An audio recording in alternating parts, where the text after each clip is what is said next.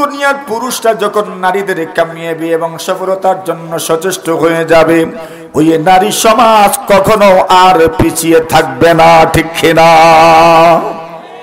তো নারীদের ব্যাপারে কি ফরমান, এদের ব্যাপারে আমাদের কি বলা হচ্ছে? কি হওয়া, কল্যাণকামী হওয়া, এদের ভালো চাও, এদের মঙ্গল কামনা করু। এখন এদের ভালোই, এদের মঙ্গল, এদের কল্যাণ কিভাবে চাইবেন, কিভাবে আপনি এটাকে সমাজে প্রতিষ্ঠিত করবেন? আল্লাহ রাসূল সাল্লাল্লাহু আলাইহি ওয়াসাল্লাম এরও অনেক দিক বর্ণনা করেছেন, কিন্তু কল্যাণকামী হওয়ার জন্য এত বিশেষভাবে পুরুষদেরকে কেন ওয়াসিয়ত করছেন রাসূলুল্লাহ এইবার মূল কথাটা তুলে ধরলেন। রাসূল বলেন, ফাইন্নাকুন্না খুলিকনা মিন দিলাইন। রাসূল বলেন, এদেরকে সৃষ্টি করা হয়েছে বাঁকা হাড় থেকে। কোন হাড়? মানুষের শরীরে হাড় আছে, হাড্ডি আছে, সবগুলো হাড় সোজা। কথা বলে বুঝছেন নি আমার কথা? সবগুলো হাড় কি সোজা নাকি বাঁকা আছে? জোরে কর, বাঁকা আছে না নাই? বাঁকাও আছে, মানে বক্র হাড় আছে মানুষের শরীরে। আল্লাহ রাসূল বলছেন, আল্লাহ পাক নারীদেরকে সৃষ্টি করেছেন কোন হাড় থেকে? সোজাটার থেকে নাকি বাঁকাটার থেকে? জোরে কোন, কোনটার থেকে? বাঁকা হাড় থেকে। এবার রাসূল বলছেন, এখন দেখো, আচ্ছা বলেন তো, যে হাড়টি বাঁকা, যে হাড়টি স্পর্শকাতর, এখানে নাড়াচাড়া করতে গেলে অবশ্যই আপনাকে খুব কেয়ারফুল থাকতে হবে। কি জানি একটু যদি বেশ কম হয় তাহলে হিতে বিপরীত হতে পারে কিনা? জোরে বলেন। আচ্ছা বলেন তো, আপনার ঘরে যদি একটা গ্লাস থাকে, ওই গ্লাসকে কি আপনি যেভাবে ইচ্ছে এভাবেই নাড়াচাড়া করবেন না খুব কেয়ারফুল, খুব সতর্কতার সাথে? কেন? যদি হাত থেকে পড়ে যায় তো কি ভেঙ্গে যাবে, আর ভেঙ্গে গেলে আর জোড়া লাগানো, মাতুন না আপনারা, বুঝুননি আমার মাত, জোড়া লাগানো যায়? জোড়া লাগানো তো যায় না। সুতরাং স্পর্শকাতর যত জিনিস আছে এগুলোকে খুব সহজে নাড়াচাড়া করতে হয়। যদি বেখেয়ালে, অসতর্কতায় যদি কোনো স্পট লেগে যায় আর সোজা এবং জোড়া লাগানো যাবে না। আল্লাহ রাসূল বলেন, নারীদেরকে আল্লাহ পাক সৃষ্টি করেছেন কোন হাড় থেকে? বাঁকা হাড় থেকে। এবার বলছেন, এখন এই বাঁকা হাড়টা তুমি কি পুরো সোজা করতে যাইবা? আল্লাহর হাবিব বলেন, ফাইন যাহাবতা তুকিমাহু কাসসারতা, তুমি যদি ওই বাঁকা হাড়টাকে সোজা করতে যাও, কাসসারতাহু, তুমি তাকে ভেঙ্গে ফেলবে। ভেঙ্গে ফেললেও পুরা সোজা কখনো হবে না। পুরা সোজা করতে গেলে এমন চেষ্টা যদি করতে যাও, সোজা তো হবে না, বরং ভেঙ্গে যাবে। আর ভেঙ্গে গেলেই তো কি শেষ, আর আপনি তার থেকে উপকৃত হতে পারবেন না। আচ্ছা বলেন, এখন যদি আপনি তার পিছনে মেহনতি করেন না, আচ্ছা বাঁকা যেহেতু, তো বাঁকাই থাক। আল্লাহ রাসূল বলছেন, ওয়া ইন তারাকতুহু লাম ইয়াজাল আ'ওয়াজ। আল্লাহ রাসূল বলছেন, বাঁকাকে যদি, বক্রতাকে যদি তার অবস্থার উপর ছেড়ে দাও, তাহলে যত দিন যাবে বক্রতা বাড়তেই থাকবে, ঠিক কিনা? তো যেভাবে পুরো সোজা করার চেষ্টা করলে পারবেন তো না, ভেঙ্গে যাবে। ঠিক এমনই ভাবে যদি সোজা করার কোনো চিন্তাই করেন না, সব চেষ্টা ছেড়ে দেন, তাহলে এমন বাঁকা হবে আর জীবনেও তার থেকে আপনি উপকৃত হতে পারবেন না, ঠিক কিনা? এটা তো আর আমাকে উদাহরণ দিয়ে বুঝাতে হবে না, প্রত্যেকেই যার যার ভুবনে এটা সবটাই বুঝে। আরে কথা কোন ঠিক না বেটি? এটা একটা বুঝ আছে না নাই? সবারই একটা বুঝ আছে। এটা আমাকে এত বেশি ভাঙ্গা বুঝানোর কোনো দরকার নাই। যত বুঝাইমু এর চাইতে বেশি বুঝ নিয়ে মানুষ এই মাহফিলে এসেছে, ঠিক কিনা আমার বন্ধুরা? এখন দেখেন, রাসূল সাল্লাল্লাহু আলাইহি ওয়াসাল্লাম বলছেন, নারীদের ব্যাপারে তুমি কল্যাণকামী হও, নারীদের ব্যাপারে তুমি মঙ্গল কামনা করো, নারীদের ব্যাপারে তুমি ভালোই চাও। এই দুনিয়াতে আল্লাহ তাআলা এমন নারীও দিয়েছেন যে নারীরা অনেক পুরুষের চেয়ে হাজার হাজার গুণ এগিয়ে ছিলেন। সুবহানাল্লাহ। আছেন না নাই? আছেন না নাই? আচ্ছা বলেন, একটা ছোট্ট উদাহরণ দেই। আমি আপনাদের সাথে একদম মিশিয়ে আপনাদের জানা শোনার মধ্যেই আমি কথাগুলো বলছি। খাদিজাতুল কুবরা রাদিয়াল্লাহু তাআলা আনহা, নাম তো শুনেছেন, শুনছেন না? খাদিজাতুল কুবরা নবীজির কি শুধু স্ত্রী না প্রথম স্ত্রী? প্রথম স্ত্রী। উনার জীবদ্দশায় রাসূল আর কাউকে বিয়েও করেন নাই। এমন একজন স্ত্রী খাদিজাতুল কুবরা রাদিয়াল্লাহু তাআলা আনহা, আম্মা জান আয়েশা সিদ্দিকা রাদিয়াল্লাহু তাআলা আনহা বলেন, রাসূল করিম সাল্লাল্লাহু আলাইহি ওয়াসাল্লাম আমার বিয়ের পরে আমি কতবার যে রাসূলের মুখ থেকে, রাসূলের জবান থেকে খাদিজার কথা আমি শুনেছি। উনি বলেন, খাদিজাকে আমি যতটুকু ঈর্ষা করতাম আর কাউকে আমি এত ঈর্ষা করতাম না। কেন? খাদিজার কথা রাসূলের জবান থেকে আমি কতবার যে শুনেছি এর কোনো হিসাব নাই। রাসূল সব প্রশংসা তার আলোচনা করতেন, প্রশংসার সাথে খাদিজার কথা আলোচনা করতেন। আম্মা জান আয়েশা সিদ্দিকা অনেক সময় মিজাহের সুরতে বলতেন, ওই বুড়া মহিলার কথা আপনি এত বেশি আলোচনা করেন। রাসূল বলতেন, তুমি তো জানো না এই খাদিজার কারণেই আমার মনোবল আল্লাহ তাআলা চাঙ্গা করে দিয়েছিলেন। সুবহানাল্লাহ। এমন একজন নারী খাদিজাতুল কুবরা রাদিয়াল্লাহু তাআলা আনহা। নবী আকরাম সাল্লাল্লাহু আলাইহি ওয়াসাল্লাম যখন ওহী প্রাপ্ত হলেন, কষ্ট হচ্ছে আপনাদের? আমার সাথে একটু কথা বলবেন নি আপনারা? বানিয়া চোখের মানুষের তো আওয়াজ মাশাআল্লাহ অনেক বড় হয়, সবাই খুব রেসপন্স দেয়, খুব ভালোবাসার সাথে ওয়াজ শোনেন। আমি দেখছি আপনারা ভালোবাসার সাথে বসেছেন, আমাদের সাথে একটু কথা বলবেন ইনশাআল্লাহ। রাজি আছেন? কারা হাতটা তুলেন দেখি। আল্লাহ কবুল করেন। সবার জন্য একবার তাকবীর দেন, নারায়ে তাকবীর। আল্লাহ কবুল করেন, বলেন আমিন। আচ্ছা, খাদিজাতুল কুবরা রাদিয়াল্লাহু তাআলা আনহা রাসূল সাল্লাল্লাহু আলাইহি ওয়াসাল্লাম ওহী প্রাপ্ত হলেন। আল্লাহ রাসূল যখন ওহী প্রাপ্ত হয়েছেন তখনও রাসূল জানেন না উনি যে নবী হতে যাচ্ছেন বা কি হতে যাচ্ছেন, এটা রাসূল সাল্লাল্লাহু আলাইহি ওয়াসাল্লাম জানেন না। এর আগে আল্লাহ তাআলা ওনাকে অনেক সুসংবাদ দিয়েছেন। আল্লাহ তাআলা গাছের মাধ্যমে, পাথরের মাধ্যমে অনেক সুসংবাদ রাসূল সাল্লাল্লাহু আলাইহি ওয়াসাল্লামকে আল্লাহ দিয়েছেন। রাসূল কিছুটা অনুভব করেছিলেন আমি কেমন একটা পর্যায়ে যাচ্ছি একমাত্র আল্লাহ তাআলাই জানেন। কিন্তু হঠাৎ করে গারে হেরার মধ্যে জিবরিল আমিন আলাইহিস সালাতু ওয়াস সালাম আসলেন। রাসূলকে একবার নয়, দুইবার, তিনবার পর্যন্ত চাপ দিলেন আর রাসূল সাল্লাল্লাহু আলাইহি ওয়াসাল্লামের সামনে তিলাওয়াত করলেন, ইকরা বিসমি রাব্বিকাল্লাযী খালাক। যখন তিলাওয়াত করেছেন জিবরিল আমিন আলাইহিস সালাতু ওয়াস সালাম, নূরের তৈরি, শক্তির তো কোনো শেষ নাই। আল্লাহ তাআলা যাকে কোরআনে মাজিদের মধ্যে বলেছেন, আল্লাহ তাআলা বলছেন যী কুওয়া। হযরত জিবরিল আমিন আলাইহিস সালাতু ওয়াস সালাম অত্যন্ত শক্তিশালী, অত্যন্ত শক্তিশালী। শক্তি কি পরিমাণ ছিল? প্রশ্ন করা হয়েছে, হে জিবরিল আমিন আপনার শক্তির পরিমাণ কি? জিবরিল আমিন আলাইহিস সালাতু ওয়াস সালাম বলেছেন, আমার শক্তির পরিমাণ কি? পুরো শক্তি তো কোথাও আমাকে ব্যয় করতে হয় নাই, তবে আমার জীবনে একটা কাজ আমি উল্লেখ করছি, ওই কাজের মাধ্যমে আপনারা অনুভব করতে পারবেন আমার শক্তিটা কেমন। জিবরিল আমিন আলাইহিস সালাতু ওয়াস সালাম বলেন, লূত সম্প্রদায় 4টি শহরে বসবাস করত। এই 4টি শহরকে আল্লাহ তাআলা উল্টে দেওয়ার জন্য আমাকে আদেশ করেছিলেন। আমি আসমান থেকে আসলাম আর ওই 4টি শহর উল্টাতে গিয়ে আমি শুধু আমার কনিষ্ঠ আঙ্গুলটাই ব্যবহার করেছিলাম। এখন আঙ্গুল কেমন ওইটা আল্লাহ তাআলাই জানেন, কেমন ছিল, ডানা কি পরিমাণ ছিল ওইটা আল্লাহ তাআলাই ভালো করে জানেন, আমাদের ওইগুলো জানা নাই, আল্লাহ তাআলাই খুব ভালো করে জানেন। হযরত জিবরিল আমিন আলাইহিস সালাতু ওয়াস সালাম বলেন, এইভাবে আমি তাদের পুরোটা শহর উপরে উঠাইয়া উপরকে নিচ দিকে করে দিয়েছি আর নিচের দিকটাকে উপরের দিকে করে দিয়েছি। ফাজআলনা আলিয়াহা সাফিলাহা, উপর দিক নিচের দিকে হয়ে গেছে, নিচের দিকটা উপরের দিকে হয়ে গেছে। কি ব্যবহার করেছেন? জোরে কোন? খানি আঙ্গুল ওই শুধু ব্যবহার করছেন। শক্তি আসেনি জিবরিলের? জোরে কোন? জিবরিলের শক্তি আছে। সুতরাং এটারও তো কোনো সম্ভাবনা নাই যে জিবরিল যখন ওহী নিয়ে এসেছিলেন মধ্যখানে কেউ জিবরিল আমিন আলাইহিস সালাতু ওয়াস সালাম থেকে কে ওর পথভ্রষ্ট করে, রাস্তা লাইনচ্যুত করে ওনাকে কোনোভাবে সে বিভ্রান্ত করেছে, এমন কোন শক্তি আল্লাহর জমিনে আর নাই। জিবরিল আমিন আলাইহিস সালাতু ওয়াস সালাম ওহী নিয়ে আসলেন, রাসূল ওহী প্রাপ্ত হলেন। ওই জিবরিল রাসূলকে ছাপ দিয়েছেন, একদিকে মানুষ, একদিকে ফেরেশতা। সুবহানাল্লাহ। আচ্ছা বলেন তো, ফেরেশতার চাপ সহ্য করছেন কে? রাসূল সাল্লাল্লাহু আলাইহি ওয়াসাল্লাম। রাসূল বলেন কি পরিমাণ চাপ দিয়েছেন, হাত্তা বালাগা মিন্নিল জুহুদ।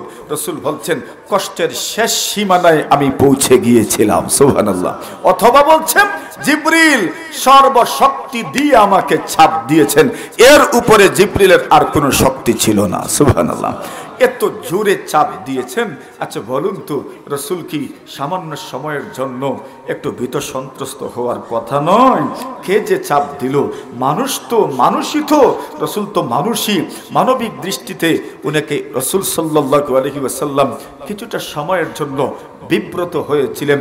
উনি বলেন, আমি যেতে যেতে গেলাম খাদিজার কাছে। কার কাছে? বাড়িতে একমাত্র স্ত্রীকে জোরে কোন? খাদিজাতুল কুবরা রাদিয়াল্লাহু তাআলা আনহা। খাদিজার কাছে গেলাম। এমত অবস্থায় ইয়ারজুফু ফুয়াদুহু, রসুলের দিল কাঁপছিল, রসুলের অন্তরটা কাঁপছিল। কোন বর্ণনায় এসেছে রসুলের দুই কাঁধ প্রকম্পিত ছিল। মানুষ যখন খুব ভীত সন্ত্রস্ত হয়, অনেক সময় হার্টবিট বেড়ে যায়, কখনো কখনো মানুষের কাঁধ, দুটি কাঁধ পর্যন্ত কাঁপতে শুরু করে, ঠিক না? আল্লাহ রসুল এমত অবস্থায় গেলেন। ওয়া আখবারাহাল খাবার, খাদিজাকে পূর্ণ সংবাদ দিয়ে বললেন, খাদিজা এমন এমন কিছু আমার সাথে ঘটেছে। আচ্ছা বলুন তো, এখনো তো রসুল যে রসুল এটা জানেনই না, খাদিজাও জানেন না উনি কি রসুল নাকি নবী নাকি কি, কিচ্ছুই জানেন না। কিন্তু খাদিজাতুল কুবরা একজন স্ত্রী হিসাবে স্বামীকে যেমন দেখেছেন, স্বামীকে যেমন পেয়েছেন, এতটা জীবন স্বামীর সাথে উনি থেকেছেন। প্রায় 15টি বছর রসুল সাল্লাল্লাহু আলাইহি ওয়াসাল্লামের সাথে উনি অতিবাহিত করেছেন। খাদিজাকে রসুল যখন বিয়ে করেন, রসুলের বয়স ছিল কত বছর? 25 বছর। আর খাদিজাতুল কুবরার বয়স ছিল কত? প্রায় 40 বছর। এর মানে রসুল তো রসুল হলেন বা'আসাহুল্লাহু আলা রাসি 40। 40 বছর বয়সে আল্লাহ তাআলা রসুলকে নবুয়ত প্রদান করেছেন, রিসালত প্রদান করেছেন। তো রসুল ইতিমধ্যে খাদিজার সাথে প্রায় 15টি বছর অতিবাহিত করেছেন। খাদিজা কি রসুলকে চিনেন না? জোরে বলেন। একজন পুরুষকে সবচেয়ে বেশি চিনেন কে? কে? নিজের স্ত্রী একজন পুরুষকে সবচেয়ে বেশি চিনেন। বালিগ হওয়ার পরে একটি সন্তান বাবার কাছ থেকে চলে আসে, মায়ের কাছেও ঘুমায় না, বাবার কাছেও ঘুমায় না। আর ওই সময় শরীয়তের সব হুকুম আহকাম তার উপর আল্লাহ তাআলা দিয়ে থাকেন। ওই সময় সে ওই হুকুম আহকাম গুলো কিভাবে পালন করছে, মাও এতটুকু জানেন না, বাবাও এতটুকু জানেন না। সবচেয়ে বেশি জানে কে? বলে স্ত্রী, ওই তো সবচেয়ে বেশি জানেন। সুতরাং খাদিজা রসুল সম্পর্কে ওনার জানাশোনা আছে না নাই? আছে। খাদিজাতুল কুবরা উনি ওই আগের জানাশোনার উপর ভিত্তি করে রসুলকে সান্ত্বনা দিলেন, ও মুহাম্মদ, কাল্লা ওয়াল্লাহি মা ইউখজিকাল্লাহু আবাদা। হে মুহাম্মদ, আল্লাহর কসম, আল্লাহ তোমাকে কখনো লাঞ্ছিত করতে পারেন না। কে বললেন? কি হন রসুলের? জোরে কই। যাতে পুরুষ না মহিলা? পুরুষ না মহিলা? মহিলা। মহিলা খাদিজাতুল কুবরা আপন স্ত্রী রাসূল সাল্লাল্লাহু আলাইহি ওয়াসাল্লামকে বলছেন, আপনি টেনশন নিয়েন না, কেন আল্লাহ আপনাকে লাঞ্ছিত করবেন না। কেন করবেন না? এবার খাদিজা রিজন তুলে ধরলেন, কারণ তুলে ধরলেন। ইন্নাকা লাতাসিলুর রাহিম, ওগো মুহাম্মদ, আপনি অনেক গুণে গুণান্বিত।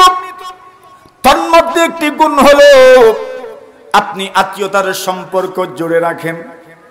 আত্মীয়দের সাথে আপনি সুন্দর সম্পর্ক জুড়ে রাখেন। আত্মীয়দের সাথে আপনি সম্পর্ক সব সময় জুড়ে রাখেন। আত্মীয়দের সাথে সম্পর্ক আপনি কখনো ছিন্ন করেন না। একজন স্ত্রীর মুখ থেকে স্বামীর প্রশংসার ক্ষেত্রে সর্বপ্রথম প্রশংসা, আপনি আত্মীয়তার সম্পর্ক ছিন্ন করেন না। স্ত্রীরা যখন স্বামীর ঘরে আসে সর্বপ্রথম চায় স্বামী যেন নিজের কোন আত্মীয় স্বজনের সাথে ভালো সম্পর্ক রাখে না, ঠিক না? আল্লাহ যাদেরকে হেফাজত করছে তো করছে, কয়েকজন ছাড়া, শতে হাতে গোনা কয়েকজন ছাড়া বাকিদের প্রথমই উদ্দেশ্য থাকে নিজের ভাই বোন থেকে কিভাবে স্বামীকে দূরে রাখা যায়। এই চেষ্টাতেই তারা তাদের জীবনের সব কিছু ঢেলে দিতে চায়, ঠিক না? এটা হইল নারীদের মজ্জাগত অভ্যাসের একটা অভ্যাস। কিন্তু খাদিজা রাসূলের প্রশংসা করতে গিয়ে প্রথম যেই কথাটা উল্লেখ করছেন, সেই কথাটা উল্লেখ করছেন, হে মুহাম্মদ, আল্লাহ আপনাকে বেইজ্জত করতে পারেন না, লাঞ্ছিত করতে পারেন না। কেন? আপনার প্রথম গুণ হচ্ছে আপনি আত্মীয়তার সম্পর্ক রক্ষা করেন।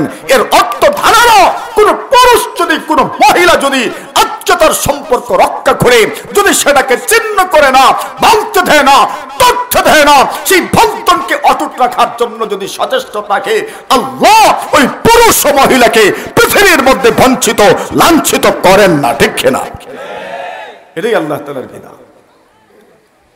রাসূল করিম সাল্লাল্লাহু আলাইহি ওয়াসাল্লামের হাদিস শরীফের মধ্যে বলেন, দুনিয়ার কেউ যদি চায় আল্লাহ তার হায়াতের মধ্যে বরকত দিবেন, আল্লাহ তার রিজিকের মধ্যে বরকত দিবেন, কেউ যদি এটা কামনা করে, আল্লাহ রাসূল বলছেন সে যেন আত্মীয়দের সাথে সুসম্পর্ক বজায় রাখে।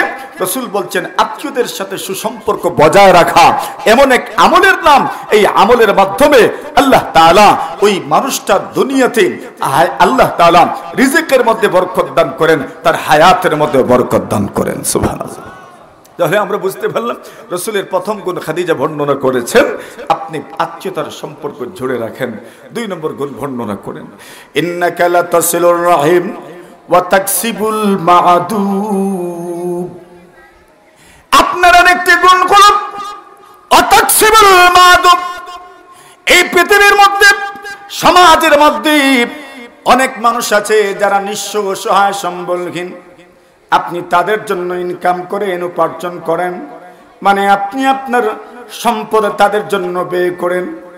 আমার বন্ধুরা, এই পৃথিবীর মধ্যে যদি কেউ নিজের জমানো সম্পদ, নিজের কষ্টার্জিত সম্পদ মানুষের তরে বিলিয়ে দেয়, সমাজের সুবিধা বঞ্চিত মানুষ, যে মানুষগুলো সহায় সম্বলহীন, যে মানুষগুলো অভাবী, এমন মানুষের তরে যদি নিজের কষ্টার্জিত সম্পদ বিলিয়ে দেয়, আল্লাহর নবীজি বলেন আল্লাহ পাক তাকে দুনিয়ার জমিনে বেইজ্জত করবেন না, লাঞ্ছিত করবেন না। খাদিজাতুল কুবরা বলেন, ওগো মুহাম্মদ, আপনার 2 নম্বর গুণ হলো আপনি পৃথিবীর মধ্যে যেই মানুষগুলো সহায় সম্বলহীন তাদের জন্য আপনি উপার্জন করেন, তাদের জন্য আপনি ইনকাম করেন। 3 নম্বর গুণ বর্ণনা করেন, ওয়া তাহমিলুল কাল্লা। এই সমাজের জন্য যারা বোঝা হয়ে গেছে, যেই মানুষগুলো কোন কাজের নয়, যেই মানুষগুলোর দিকে কেউ তাকায় না, কেউ ভ্রুক্ষেপ করে না, যে মানুষগুলোকে মানুষ সমাজের বোঝা মনে করে, আপনি ওই মানুষগুলোকে সমাজের বোঝা রাখেন না, সমাজের জন্য বোঝা হতে দেন না। আপনি ওই মানুষগুলোর ভরণ পোষণ সহ সবকিছুর জিম্মাদারি আপনি গ্রহণ করে নেন। ওগো মুহাম্মদ, যেই মানুষগুলো সমাজের জন্য যারা বুঝান, যারা কিছুই করতে পারে না, সমাজের জন্য, সমাজ যাদেরকে তাদের চোখে বোঝা মনে করে, আপনি তাদেরকে সমাজের জন্য বোঝা থাকতে দেন না, বরং তাদের জিম্মাদারি গ্রহণ করেন। এমন মানুষকে আল্লাহ পাক দুনিয়াতে বেইজ্জত করতে পারেন না। 4 নম্বর গুণ বর্ণনা করে, ওগো মুহাম্মদ, আপনার 4 নম্বর গুণ হলো তুইনু আলা নওয়াইবিল হক।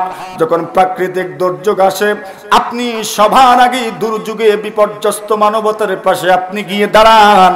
যে মানুষগুলো প্রাকৃতিক দুর্যোগের সময়, ব্যক্তিগত সমস্যায়, যে মানুষগুলো সামাজিক সমস্যায়, রাষ্ট্রীয় সমস্যায় জনগণের পাশে দাঁড়ান, আপামর জনগণের পাশে দাঁড়ান, মানবতার পাশে দাঁড়ান, ওই মানুষদেরকে আল্লাহ পাক বেইজ্জত করতে পারেন না, লাঞ্ছিত করেন না।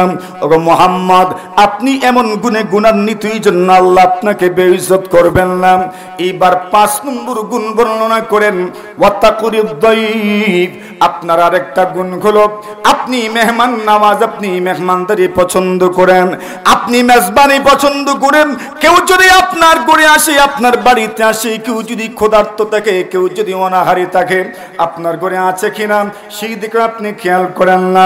আপনি আগামী ওয়াক্ত খেতে পারবেন কিনা তাও আপনি জানেন না। আপনি তাকে আপনার বাড়িতে নিয়ে আসেন, আপনি তাকে আপনার ঘরে নিয়ে আসেন, আপনার থেকেই মেহমানদারি করেন। এমন মানুষকে আল্লাহ পরওয়ারদিগারে আলম আল্লাহর জমিনে বেইজ্জত করবেন বলে আমার মনে হয় না। খাদিজাতুল কুবরা এবার বলেন, ওগো মুহাম্মদ, এই কথাগুলো আমি আপনাকে আমার মন থেকে বলেছি। আপনি এমন এমন গুণে গুণান্বিত, যে গুণে গুণান্বিত হলে আল্লাহ মানুষকে বেইজ্জত করেন না। শুধু ওই কথাটা রাসূলের জন্যই নয়, আদম কানিসও বানিয়েছেন। আপনিও যদি সেই গুণে গুণান্বিত হন, আল্লাহ তাআলা আপনার মতো মানুষকে দুনিয়ার জমিনে বেইজ্জত করবেন না, ঠিক কিনা? এখন খাদিজাতুল কুবরা রাসূলের এত প্রশংসা করলেন। আচ্ছা বলুন তো, খাদিজাতুল কুবরার প্রশংসার পরে রাসূল আপনার মনের দিক থেকে অনেকটা শক্তিশালী হইলেন কিনা? জোরে কোন? মানসিকভাবে রাসূল অনেকটা শক্তিশালী হয়ে গেলেন। আরে ঘরওয়ালা যখন এত প্রশংসা করছে, তাহলে আর টেনশন কিসের? কথা বলেন, ঠিক না? আর ঘরওয়ালাই যদি এখানে ঘাবড়ে যেত, ভেঙ্গে পড়তো, তাহলে তো আর অবস্থা অন্যরকম হওয়ার সম্ভাবনা ছিল, ঠিক না? কিন্তু উনি ভেঙ্গে পড়েননি। উনি রাসূলকে শক্তি জুগিয়েছেন, মানসিকভাবে রাসূলকে শক্তি জুগিয়েছেন, অক্সিজেন জুগিয়েছেন। কি বলছেন আপনি? আপনি ভয় করছেন। রাসূল বলেছিলেন, লাকাদ খাশিতু আলা নাফসি, আমি আমার উপর ভয় করছি, আশঙ্কা করছি, সংশয় আমি পোষণ করছি, কি হচ্ছে না হচ্ছে আমি কিছুই বুঝে উঠতে পারছি না। খাদিজা বলেন, টেনশন করিয়েন না, আল্লাহ আপনাকে বেইজ্জত করবেন না। সুবহানাল্লাহ বলেন, আরো জোরে সুরে বলেন। প্রশংসাটা কার মুখ থেকে এসেছে? খাদিজা রাসূলের কি হন? আপনাদের সমাজে, আমাদের সমাজে মহিলাদের মুখ থেকে স্বামীদের এমন প্রশংসা শুনবেন? শুনবেন এত সহজে? শুনবেন না তো এত সহজে। কিন্তু এমন নাই যে এমন না, অনেক আছে এমন যারা প্রশংসা করেন, কিন্তু এত সহজে বের হয় না, বিপদে পড়লে বের হয়। আরে কথা কোন ঠিক নেবে? ঠিক। খাদিজাতুল কুবরা বলেন, আচ্ছা আপনি টেনশন করিয়েন না, এরপরেও যদি আপনি মনে করেন আরো কিছু করার দরকার, আমি আপনাকে আশ্বস্ত করার জন্য আমি আগামী স্টেপও নিব। বলেন, হ্যাঁ কি নিবেন? বলে, চলেন, আমার ভাইজান আছেন, চাচাতো ভাইজান ওয়ারাকা ইবনে নৌফল ইবনে আসাদ ইবনে আব্দুল উজ্জা, আমি ওনার কাছে আপনাকে নিয়ে যাব। আর উনি এত উঁচু মাপের একজন মানুষ, উনি তাওরাতের পণ্ডিত, উনি ইনজিলের পণ্ডিত। আল্লাহর বান্দাকে আল্লাহ তাআলা যোগ্যতা দান করেছেন। আল্লাহ তাআলা তার এই বান্দাকে এত যোগ্যতা দান করেছেন, উনি হিব্রু ভাষা জানতেন, উনি ইব্রানি ভাষা জানতেন, উনি আপনার আরবি ভাষা জানতেন, অনেকগুলো ভাষায় উনি পারদর্শী ছিলেন। উনি তাওরাতকে আরবি ভাষায় ভাষান্তর করতেন। উনি আল্লাহ তাআলা আসমানি যত কিতাব নাজিল করেছেন, ওই কিতাবগুলোকে বিভিন্ন ভাষায় এগুলোকে ভাষান্তর করে, অনুবাদ করে পৃথিবীর মানুষের কাছে উনি এগুলো পৌঁছে দিতেন, যেন মানুষ আল্লাহর সত্য দিনকে চিনতে পারে, জানতে পারে। সুবহানাল্লাহ। একজন দায়ী ছিলেন। কি ছিলেন? একজন দায়ী ছিলেন। আল্লাহ রাসূল সাল্লাল্লাহু আলাইহি ওয়াসাল্লামের যুগ পর্যন্ত উনি মুওয়াহহিদ ছিলেন, তৌহিদবাদী মানুষ ছিলেন, যাকে মুওয়াহহিদুল জাহিলিয়া বলা হয়। একটা যুগ ছিল যেই যুগে মানুষ মূর্তি পূজার দিকে ঝুঁকেছিল, মানুষ তৌহিদবাদী ছিল না, আল্লাহ চিনতো না, আল্লাহ জানতো না। ওই সময় যেই মানুষগুলো নিজের বিবেকের তাড়নায় তৌহিদবাদী হয়েছিলেন, তন্মধ্যে একজন ছিলেন ওয়ারাকা ইবনে নওফল। সুবহানাল্লাহ। আরেকজন ছিলেন যায়েদ ইবনে আমর ইবনে নুফাইল রাহিমাহুল্লাহু তাআলা, উনিও ছিলেন তাওহীদবাদী একজন মানুষ। উনি বলতেন, আরাব্বান ওয়াহিদান আম আলফ রাব্বিন আদিনু ইযা তুকুসিমাতিল উমুরু, এক রবকে মানা বা একাধিক রব মানা কোনটা উত্তম? আরে এক রবকে মানাই তো সবচেয়ে উত্তম। একাধিক রব মানবেন, কার দরজায় গিয়ে আপনি ধর্ণা দিবেন? ধর্ণা দিবেন তো একজনের দরজায় যান না। উনি কে? জোরে বলেন, জোরে বলেন, কে? আল্লাহর দরজায় যান, আল্লাহর দুয়ারে যান, অন্য কোথাও যায়েন না। এর মধ্যে একজন ছিলেন ওয়ারাকা ইবনে নওফল ইবনে আসাদ ইবনে আব্দুল উজ্জা। উনি বলেন, ঠিক আছে,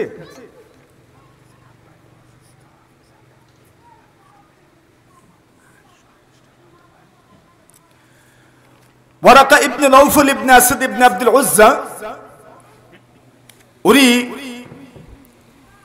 রাসূল সাল্লাল্লাহু আলাইহি ওয়াসাল্লাম, উনার বংশের সাথে উনার বংশেরও মিল আছে। খাদিজা রাদিয়াল্লাহু তাআলা আনহা, উনার বংশের সাথেও মিল আছে। চাচাতো ভাই, চাচাতো ভাইয়ের কাছে নিয়ে গেছেন নিজের স্বামী। এখন যিনি নিয়ে যাবেন উনি তো সবকিছু বলবেন, ঠিক না? আপনারা জানেন না মনে হয়, আপনাদের সমাজে কিছু মানুষের জিনে ধরলে, বুতে ধরলে উলামায়ে কেরামের কাছে নিয়ে যান না আপনারা? কি দেওয়ার জন্য? বুঝ ছাড়াই বললেন, যাওয়া হয়নি, মাঝে মাঝে ছাড়েনি, ছাড়ে, জিন্নাতে ধরে, বুতে ধরে, ফেরতে ধরে, উফরি ধরে, এগুলো ছাড়ানোর জন্য কার কাছে যাওয়া হয়? উলামায়ে কেরামদের কাছে, অর্থাৎ যারা চিকিৎসক, যারা মুজাররিব, যারা মুদাব্বির, যারা তাদবির করেন, তাদের কাছে যাওয়া হয়। এটাও আল্লাহ তাআলার মাখলুকের এক খেদমত। আল্লাহ তাআলা যাদেরকে এটা করার তৌফিক দিয়েছেন, সঠিকভাবে করার তৌফিক দান করুন, বলেন আমিন। সঠিকভাবে করার তৌফিক আল্লাহ তাআলা দান করুন। আল্লাহ তাআলা কোনো খারাপ পথে বিপদগামী আমাদেরকে না করুক, বলেন আমিন। আমি ওই দিকে যাচ্ছি না। এখন খাদিজাতুল কুবরা চাচাতো ভাইকে বললেন, আপনার বাতিজা, মানে ছোটদেরকে আরবরা বাতিজাই বলতো, শুনেন উনি কি বলেন। এখন রাসূল সাল্লাল্লাহু আলাইহি ওয়াসাল্লাম খুলে বললেন সবকিছু।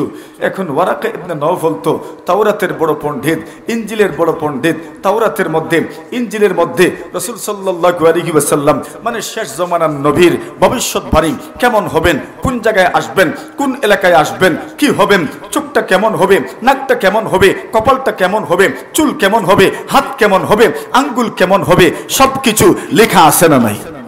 আরে জোরে বলেন, আছে না নাই? আর উনি তো ওই কিতাবগুলোরই পণ্ডিত, সুতরাং ওনার তো আর বুঝতে খুব কি নেই, দেরি নেই। এরপরেও খুব পার্সোনালি খাদিজাকে প্রশ্ন করলেন, মোহাম্মদ সম্পর্কে আরো কিছু বলো, মোহাম্মদ সম্পর্কে আরো কিছু বলো, মোহাম্মদ সম্পর্কে আরো কিছু বলো, মোহাম্মদ সম্পর্কে জানতে চাই। তার চালচলনটা কেমন, তার হাঁটা, তার চলাটা কেমন, তার উঠা বসাটা কেমন, তোমার সাথে তার ব্যবহারটা কেমন, মানুষের সাথে তার ব্যবহারটা কেমন, তার বন্ধুদের সাথে তার ব্যবহারটা কেমন, সমাজের অন্য মানুষের সাথে তার ব্যবহারটা কেমন, বড়দের সাথে তার আচরণটা কেমন, ছোটদের সাথে তার আচরণটা কেমন। যখন সব শুনছেন, তখন এই কথাগুলো ওয়ারাকা ইবনে নওফল নতুন শুনছেন এমন নয়, ওই কথাগুলো তাওরাতেও লেখা আছে, ইনজিলেও লেখা আছে। মোটামুটি আগের কথাগুলো যেগুলো উনি জেনেছেন তাওরাতের মাধ্যমে, যেগুলো জানতে পেরেছেন ইনজিলের মাধ্যমে, মোটামুটি উনি ওই কথাগুলো ওই জানার সাথে মিলাতে পারছেন। এখন মিল হচ্ছে কিনা? মাজুরে কোন মিল হচ্ছে কিনা? আচ্ছা বলেন তো, এমন একটা পর্যায়ে, এমন একটা সময়ে মানুষের মনের অবস্থাটা কেমন হয়? যারা এমন পরিস্থিতির সম্মুখীন হয়েছে, তারা ছাড়া আর কেউ বলতে পারবে না, ঠিক না? মনে করেন আপনি একটা বিষয় জানেন, আর যখন নতুন কেউ আপনাকে ওই বিষয়টা জানাচ্ছে, আর আপনি যার প্রতীক্ষা করছেন, যার অপেক্ষা করছেন, ওই ব্যক্তিটা আপনার সামনে, আপনি মনে করছেন ওই সময় রোমাঞ্চকর অবস্থাটা সম্পর্কে খেয়ে বুঝবে যে এমন পরিস্থিতির সম্মুখীন হয়েছে। কথা বলেন ঠিক কিনা? মানে যাকে আপনি দীর্ঘদিন থেকে পাওয়ার চেষ্টা করছেন, যার সাথে দীর্ঘদিন থেকে মুলাকাতের চেষ্টা ছিল আপনার, ওই ব্যক্তিটা যখন আপনার সামনে, যেই গুণ আপনি তার জানেন, ওই গুণগুলো তার সাথে মিলছে, আপনি বুঝতেই পারছেন আপনার চোখের সামনে এমন একজন ব্যক্তি বসে আছেন, এমন একজন ব্যক্তি দাঁড়িয়ে আছেন যে আপনার স্বপ্ন পুরুষ, যে আপনার কি স্বপ্ন পুরুষ, যে যার সম্পর্কে আপনি স্বপ্ন দেখে আসছেন, উনি আপনার সামনে দাঁড়িয়ে আছেন। ওয়ারাকা ইবনে নওফল সাথে সাথেই বললেন, আরে এই ব্যক্তির অপেক্ষাই তো আমি এতদিন থেকে করছি। আমি এই কথাটা আমার দিলের মধ্যে গোপন রেখেছিলাম। আমি এত ভালোভাবে এবং এত গভীরভাবে এই বিষয়টা নিয়ে আমি এত আগ্রহী ছিলাম, আজ পর্যন্ত ওই বিষয়টা নিয়ে আমি আগ্রহী। এই বিষয়টা আমার অন্তরে এমন ভাবে গেঁথেছিল, আমি কোনোভাবেই এটাকে মিস করতে চাইছিলাম না। আরে সুবহানাল্লাহ বলেন।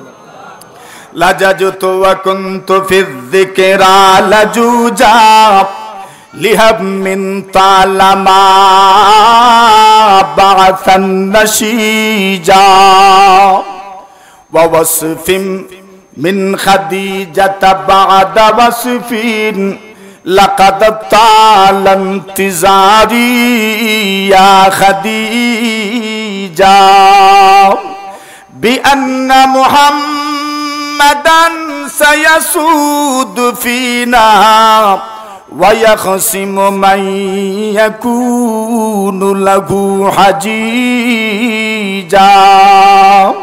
ويظهر في البلاد ضياء نور يقيم به البرية أن تموجا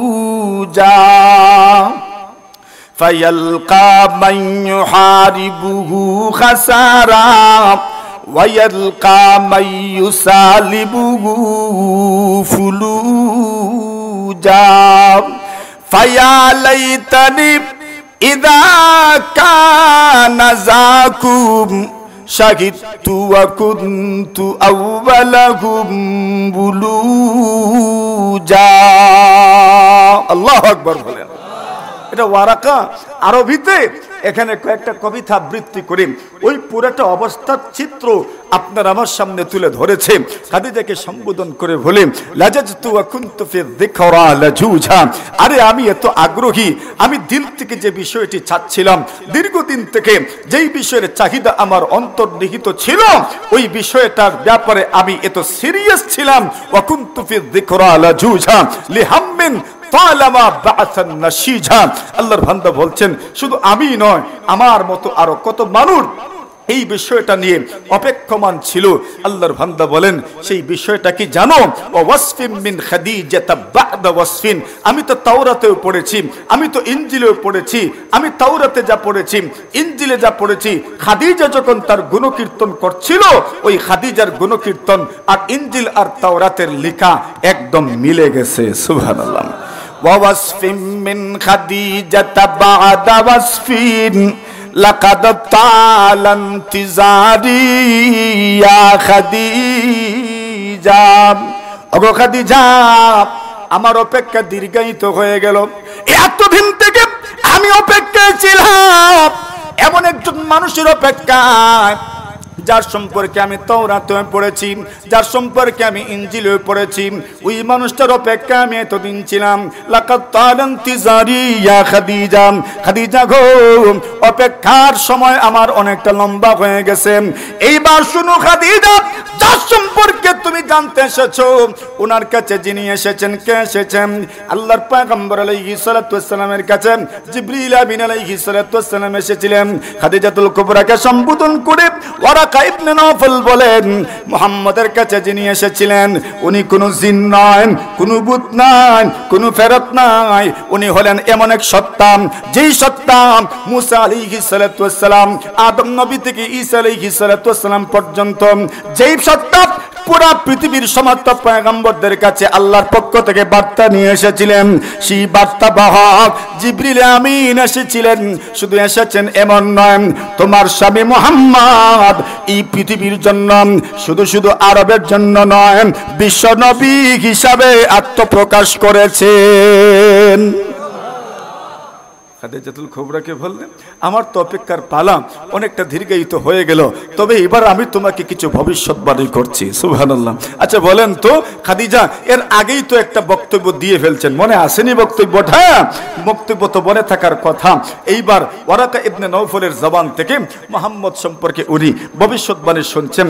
এইবার ওয়ারাকা ইবনে নওফল বলেন, শুনো মুহাম্মদ সম্পর্কে কয়েকটা কথা বলি। বিআন্না মুহাম্মাদান সায়াসুদু ফিনা ওয়া ইয়াকসিমু মান ইয়াকুনু লাহু হাজিজা। মুহাম্মদ অচিরে আমাদের মধ্যে মুহাম্মদ রাজ করবেন, মুহাম্মদ আমাদের নেতা হবেন, আমাদের নেতৃত্ব দিবেন, কোনো সন্দেহ নাই। শুধু নেতৃত্ব দিবেন এমন নয়, ওয়ায়াকসিমু মান ইয়াকুনু লাহু হাজিজা। যারা মুহাম্মদের বিরুদ্ধাচরণ করবে এদেরকে মুহাম্মদ পরাজিত পর্যুদস্ত করবেন। সুবহানাল্লাহ। ওরাকে ভবিষ্যৎবাণী করলেন। এরপর বলেন শুধু এটাই নাই, ওয়ায়ুযহিরু ফিল বিলাদি দিয়া নূরিন ইউকিমু বিহিল বারিয়াতু আনতামুজা। আল্লাহর বান্দা বলেন, মুহাম্মদ পুরো পৃথিবীর মধ্যে হিদায়াতের আলো পুরো পৃথিবীর মধ্যে প্রচার করবেন, প্রসার করবেন। শুধু প্রচার প্রসার করবেন যে এমন নয়, যারা মুহাম্মদের হিদায়াতের বাণী শুনবেন, তার দাওয়াত কবুল করবেন, ইউকিমু বিহিল বারিয়াতু আনতামুজা। মুহাম্মদের দাওয়াত যারা কবুল করবে, গ্রহণ করবে, এরা আর প্রতারিত বিভ্রান্ত হবে না, লাঞ্ছিত হবে না। এরা সিরাতে মুস্তাকিমের পথিক হইয়া আল্লাহর জান্নাতের মেহমান হয়ে যাবে।